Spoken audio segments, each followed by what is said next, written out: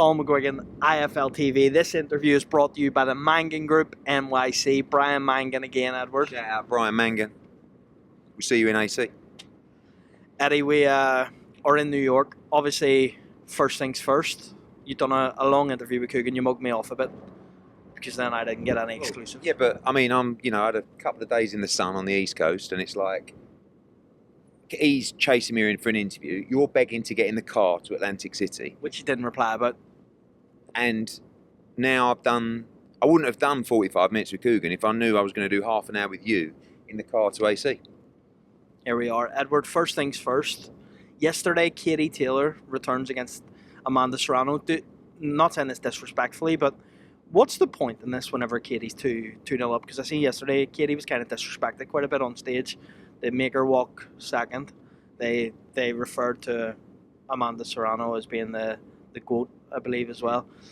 2-0 up. What's the point in the trilogy at this stage? The point is two or threefold. Number one, it's a great fight. I mean, the two fights were two of the best female fights you've ever seen. Two of the greatest fights you've ever seen. Number two, she's making an absolute fortune.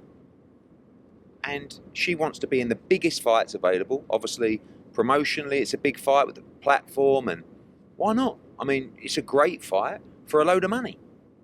What else do you want? I mean, look, she's the champion.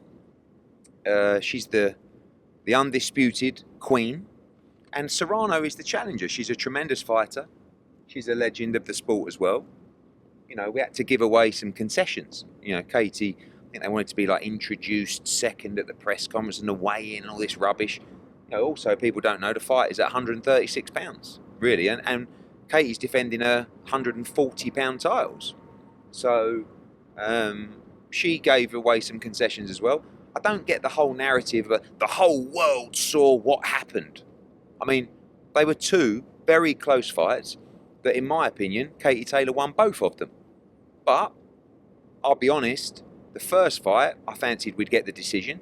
In the second fight, because we were the away fighter and, where we were in America, it was quite pro-Serrano.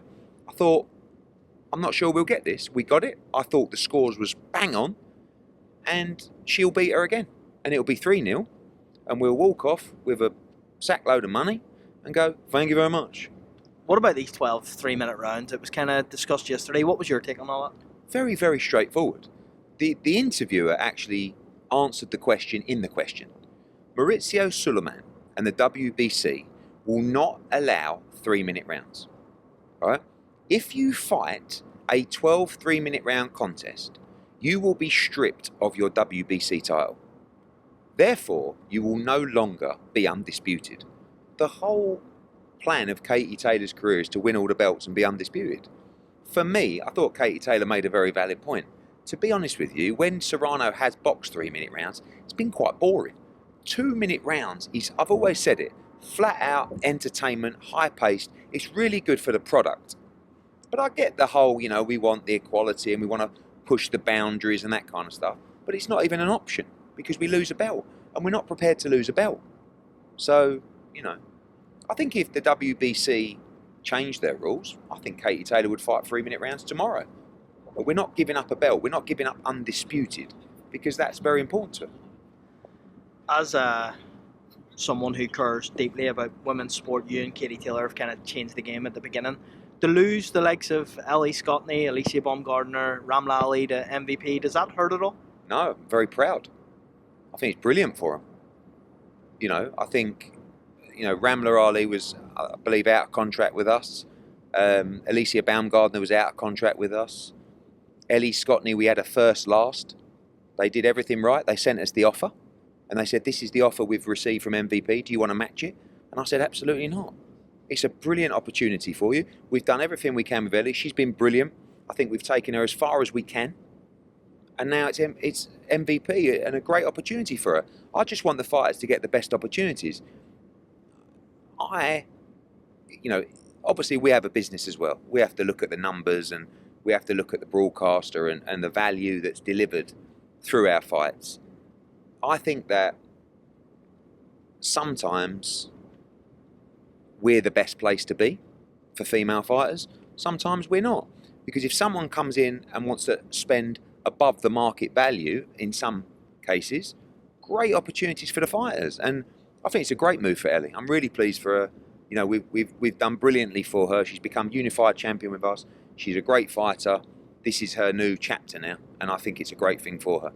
Do you think now MVP are the front runners in women's boxing, and do you believe that it's going to be hard to maybe match if you said that those numbers were something that when you seen that contract you said no, go ahead? Do you think it's going to be hard for you down the line to maybe look at matching those type of deals? No, not really, because sometimes we see a value that maybe others don't, and vice versa. I think if you're making a play for women's boxing, you're going to overspend, and that's fine because you've got a plan. And the benefactors will be the fighters. So I think it's great all round. You know, I've said for a while, women's boxing works on occasions. Sometimes it doesn't. Same with men's, really. You know, some fighters work, some fighters don't. We're staying in women's boxing. We're investing in women's boxing, which we already done. We've got a couple of signings coming up in women's boxing. Who are they? Oh, you know, you'll see. But younger fighters that are coming through who are going to control and rule the game. Do you know what I mean? And we've got to make sure we do a great job for our existing fighters. You know, the likes of, obviously, Katie Taylor will always be the flag bearer for Matchroom. Sandy Ryan, Beatrice Ferreira, Sky Nicholson, Terry Harper, Elif Turhan, who was just signed as well, Rhiannon Dixon, Shannon Wright. I mean, we've got loads of female fighters, but, you know, we have to make it work for our broadcaster and for our business. And we're not going anywhere for female boxing, and we'll continue to invest. Jake Paul said in an interview yesterday he spoke to Anthony Joshua and that they're planning on fighting in 2026. What do you know about that?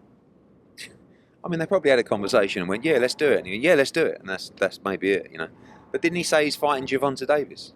I mean, Gervonta Davis is a 135-pounder and Anthony Joshua is a 260-pounder. It's all a bit bizarre. But listen, Jake's Jake, you know. Would you welcome the AJ fight as AJ's promoter? Right now, we would do the fight right now because we don't have a fight scheduled. So would you now look down that camera and make Jake Paul an offer? What's the money? No, we won't make Jake Paul an offer. Jake Paul will talk with Anthony, we'll talk with us, we'll talk with MVP. There's no, you know, it's a partnership. Jake Paul brings a huge amount to the table, as does AJ. It's not for us to say to Jake Paul, right, we offer you, because Jake's not going to play that game. He'll want to be involved, which is right. And that will be a coming together of probably Jake and Anthony initially, and then the teams to say, let's look at it. I'm not interested in it because 2026 is 2026. Who knows what's going to happen? But, you know, Jake obviously likes to create headlines, but he's a crazy fucker as well. And he may do it. In terms of from a boxing point of view and commercially, does that fight make sense for AJ next? I mean, see, like, no disrespect, but it's the easiest fight it'll ever be. I mean, you know, it's just an incredible night's work for 100 mil. So why wouldn't you do it? If not Jake Paul, who's it going to be for AJ next, Eddie? I don't know. I mean, it's the same conversation I had with Coogan the other night. Yeah, but you've clearly had some sort of conversation with Team AJ. Really? Yeah, just like till he can go back into the camp and start punching, which is about another 3 or 4 weeks. We're not really looking to make any solid plans because what we don't want to do is make those plans, go back, he's not quite ready. We're in no tearing rush. But we want to fight back end of the summer, around that time, and then we'll see what happens. The British Boxing Board of Control have announced that they've ordered the rematch for David Adeleye and TKV. What did you make of that? Well, we were just talking about it, weren't we? I thought the fight was a bit dull, if I'm honest. Everyone seems to say TKV was winning easy. I didn't see a lot happening in the fight. TKV punched on the break previously and got warned by the referee, and then Adeleye did it. The referee kind of went like this as if to say, oh, that was, and then he started counting. Has it been ordered? Yeah, it has. Yeah. So there you go. Once the ref says break twice, and then especially when he touches the hand, that kind of indicates the fighter let go. So if you get let go and then you get, it's quite similar to also your friend Anthony Kakachi against Joe Cordina. Watch that back. Same kind of thing. Moving on from that, Edward, I've got a few questions we'll roll through quite quickly. First one, what was the series of events that led to Diego Pacheco pulling out of that Mbili fight? Because when we spoke maybe 4 or 5 weeks ago, you were kind of all for that fight, Yeah. and then it's So we agreed to fight terms with Macumbi quite a few weeks ago. Then we got the opportunity came up with the interim title with the WBC. Diego is mandatory with the WBO. He's number one. That's going to get called for Canelo Alvarez within the next probably 3 to 4 months. If we win the interim world title, we forego our ranking and our position with the WBO. And I believe the WBO mandatory will come before a WBC mandatory with Canelo Alvarez, if I'm honest. And we made an offer, or we discussed an offer with Team and Billy. They made us an offer. It was pretty average. I think it was going to go to purse bids. I want to continue building Diego Pacheco. I don't really want to send him to Canada for a fight. I think the Macumbi fight's a great fight. And win that, and you're mandatory for the WBO. So that's the route we're taking. where would that fight land and when? Macumbi. It could. I mean, look, we got 2 huge fight nights planned for June and July. We got Richardson Hitchens, and we got Bam Rodriguez. So one of those cards. On that Bam Rodriguez, there was an interview done, I think, by Ali Sakbak with Robert Garcia, where he was quite critical of kind of trying to find Bam a fight. It's very hard. It's been a long time out.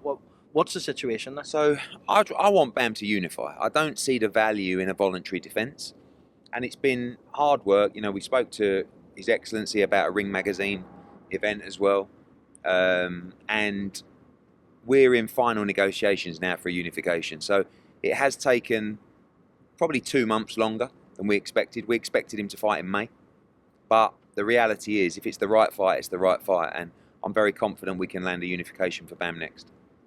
With Shakur's comments on Cepeda and kind of, you know, there's been a whole back and forth because of what he was paid against Padley and now what he's going to be paid going forward. Where do you stand on that situation with Shakur? I mean, look, we had an agreement for Shakur to have 2 fights. One was a fight, which originally was Cordina and ended up being Padley. It was going to be Schofield. And then an agreement to fight Cepeda. Obviously, those fights were in Saudi. Now, there's an opportunity to look at a fight in July in New York. And, you know, I think people felt that the money should be different to that of a Saudi fight, which obviously Shakur's aired his opinion. That fight is now not happening in on a ring card for now. And we are in negotiations with Golden Boy and DAZN to stage that fight as a co-pro between Matchroom and Golden Boy, potentially with a 5v5 as well in the summer. So we're very excited by that, and we'll see where it leads to. You know, to make one thing clear, Shakur Stevenson is the champion. He is not vacating the belt. The only person that can pull out of that position is Cepeda, and as I understand from Eric Gomez and Oscar, they want the fight. So let's get it made. It'll be a hell of a night. Does it make your job more difficult now when Shakur's kind of openly, you know, being honest about the fact that he wants paid more? He's clearly been paid more than what he should have against Padley. It's fair to say at this point. Does that make your job more difficult to make these fights? Look, when someone's been told this is the fights and this is the money, and that changes, obviously location, we understand, and you know, you have to move on from that. And Shakur's not afraid to speak his mind. I think that's a good thing. But yes, of course, financially, you know, Shakur makes a lot of money. He has done consistently with Top Rank, and you know, the Padley fight. There's a Cepeda fight. It's a huge fight, so we'll make sure he gets what he deserves. Any discussions with Edgar Berlanga after that win? Not really. A few with Keith Connolly. Obviously, we speak to Keith a lot. He's got Connor, he's got Hitchens, he's got many fighters. We'd love to work with Edgar again. It's got to make sense for everybody, and we'll see. Nunez Rikishi going to be on DAZN? Yes, there'll be an announcement soon. Hell of a fight. I'm heading out to Tokyo for that one. I'm wearing the Mexican bandana, the fucking lot. Sugar Nunez is coming. Yeah, You're going to be in Tokyo? We'll see if your boy fancies it after that, yeah? Are you bringing me to Tokyo for that one? Imagine us two in Tokyo. Have a Team Kakashi t-shirt on, won't you? Edward, what about Tito Mercado? Any news on him or Andy Cruz? Yeah, It's kind of been. So Tito Mercado and Andy Cruz will both be on one of those cards, the June and July card. So the June card's going to be in New York, right? Yeah, Which is we haven't confirmed that yet, but the plan for Hitchens is that, you know, I spoke to people who reported the other day, Kambosos Hitchens is done June 14th. Definitely not. But it's in play. That's all it is. And I want to bring Hitchens back to New York. I think it'll be a huge event. I think he deserves it. I think Kambosos is the perfect foe. MSG or Brooklyn? We'll see. But people want that fight. People want I'm talking about venues. They want to bring that fight to their venue. You saw Kambosos beat Teofimo Lopez at MSG Theatre. You know, you've seen Hitchens, of course, the kid's out of Brooklyn, and he's a big star. You know, this is a big come-out fight for him. It's a tough fight. You know, people think he deals with Kambosos in style. Kambosos is a serious fighter, and it's for him to become a 2-division world champ. In terms of Andy Cruz, why not on this card this week? Just timing, really. He is going to be called in a final eliminator for the IBF. So we're just waiting for that to play out. And then he becomes mandatory for the world title. You say June's likely going to be in New York. Where's the BAM fight? Phoenix? Possibly. Or Texas. Any US signings incoming? No, I don't think so. Edgar Berlanga, Hamza Shiraz. Is that something you've spoke to Frank Warren about? It's a fight that we put forward with Queensbury for the 5v5. But we put forward 10 fights. So when is that 5v5? back end of the summer. But we're going to finalise when His Excellency comes over for Venue Bank. Are you going to have any UK show announcements July time? We have a UK show in June and a UK show in July. The UK show in June will be announced next week as part of the Dalton Smith card. Where in the UK? Somewhere in the Midlands. What about July? Where's that card going to be? Not sure yet. August, Lewis Crocker, Yeah, Donovan obviously potentially? That rematch has been ordered. I'd love to do that fight outside. But we're in negotiations with Lewis and Paddy. Let's get it made. Let's create a huge night in Ireland. Carl Frampton fought Kiko Martinez outside in Titanic. Is that something that you'd speak to the Belfast City Council about, the government? I think, you know, it'd be great to get some government support for that fight, as we've seen in the past for Falls Park events or Carl Frampton events. It's a massive fight. We'll have to see. Jack Catterall, what's the story with Jack? Working on a big fight for Jack Catterall. Could be that July date, but July, August, around that. He's training at the moment, just in case anyone pulls out the Times Square card, which is very smart. Will he have first dibs at that if someone does? No, but it's good to, you know, he's a big name in the division. If he's ready, you'll likely get a call. So good thinking by him and Sam Jones, and we're planning his fight for the back end of the summer. Adam Maka turned pro with Sam Jones. Is that someone you're looking at? He's an outstanding talent. You know, I mean, there's you got kind of three. I call them like the three musketeers. They seem to hang around a lot together, which is Leo Atang, who's I think the future of the heavyweight division. Tia. Are you going to sign him? I mean, it's competitive. You know, I think he needs a lot of development. He's a young heavyweight, but he's going to be the next big thing. So we're in talks with all those guys. Adam Maka, I think, is going to be a huge ticket seller. He's already world amateur champion. And Tia Hayton as well, who I think is the best young female talent I've ever seen. I mean, you talk about Katie Taylor. I believe she could be the next Katie Taylor. So they're like the three musketeers that hang around together, and everybody's trying to sign all of them at the moment. So we'll see how it plays out.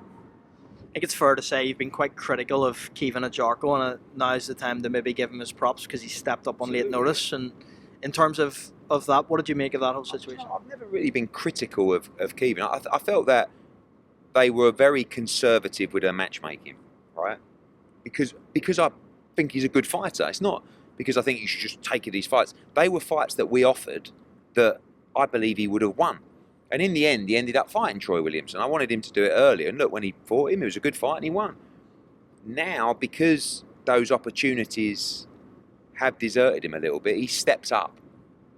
Good timing for him, coming off the back of his 8-rounder.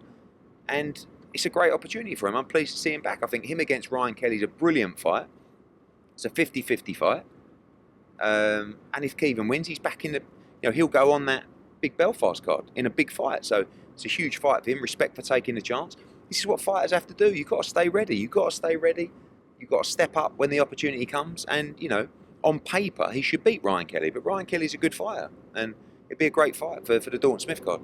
What about the Indian superstar Nishant Dev? What's the situation He'll with be him? back in June as well. I mean, Nishant Dev, he's going to be a huge star. Huge star. Massive puncher. Explosive. Great personality. We have the best global stable because I think we have the only global stable. But we have our stable in terms of top end to the best elite young prospects in the game, second to none.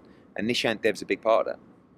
Do you foresee a situation within the next 12 months where you bring him to India maybe for a little kind of small thing? Absolutely. But I don't just want to bring him there for a 6-rounder necessarily.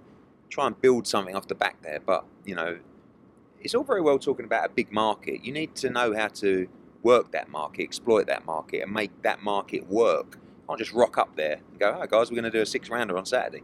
Got to build the infrastructure there, and we're, you know, that's underway. Give you a little bit of business advice here. We were Thanks, man. They really need that. You actually will, because you probably didn't even clock this conversation when we were at Taylor Serrano again on the Mike Tyson Jake Paul card. When we were standing, I think I was waiting to interview you. A guy came up to you who was on that card. Do you remember that? Yeah. Do you remember the conversation? What about? Oh, no. Yeah, exactly right. So I am actually going to help you. He's very famous in India, and he said that he wanted you to do a show with Nishan Dev, and he would be the co-main event. Is that maybe something that you would plan? Sure, but let's let him just get his feet in the pro game. Couple of fights, and we'll keep building, and we'll make it happen. But obviously, when I do make that happen, I'll definitely bring you in as our Indian consultant, because you seem to know fucking absolutely everything.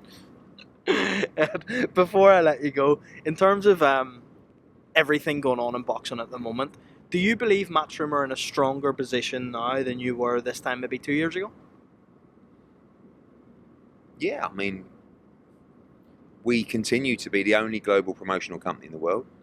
You know, we have obviously a huge TV deal in so many different markets. We have the best global platform in boxing with the Zone. We have the best global stable. We have the best young fighters. We have superstars at the top end. We've got huge shows planned. I feel better than ever. I feel hungrier than ever. I feel more in love with the sport than I've ever felt before. And yeah, just life is good, mate. I just keep cracking on. Stay in your lane, stay focused, and believe in yourself, and work as hard as you can every day. So the future is bright.